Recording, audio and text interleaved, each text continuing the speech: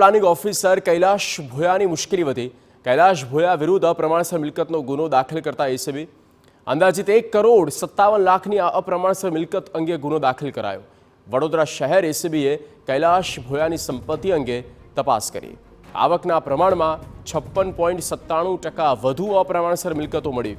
આવક કરતાં વધુ રૂપિયા પરિવારના નામે કર્યા હોવાના પુરાવા મળ્યા છે। અનેક જગ્યાએ ખેતી જમીનો અને અન્ય સંપત્તિ હોવાનું સામે આવ્યું। વડોદરામાં મકાન, ધરમપુરમાં દુકાન હોવાનું ખુલ્યું। પુત્ર અને પુત્રીના નામે ખેતીની જમીન હોવાનું સામે આવ્યું। પોતાના અને પરિવારજનોના નામે 4 કરોડથી વધુની સંપત્તિ હોવાનું ખુલ્યું છે।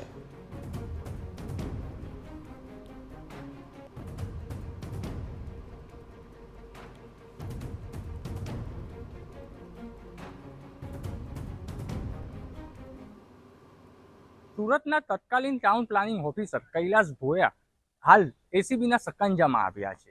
એસીબીને જાણકારી મળી હતી કે તેમની જે મિલકતો છે તે ભ્રષ્ટાચાર આચરીને વસાવવામાં આવી છે। અપ્રમાણસરની મિલકતો સામે એસીબી દ્વારા સકંજો ઘડવામાં આવ્યો હતો, ત્યારે આજે તેમની વલસાડ ખાતેથી ધરપકડ કરવામાં આવી છે અને વડોદરા શહેરમાં એમના નિવાસ સ્થાન ઉપર આજે એસીબી દ્વારા સર્ચ ઓપરેશન હાથ ધરવામાં આવ્યું હતું, જેમાં 17 લાખ ઉપરાંતની કિંમતની રાજવસીલી વસ્તુઓ મળી આવી હતી અને 7,000 રૂપિયા રોકડ રકમ મળી આવી હતી।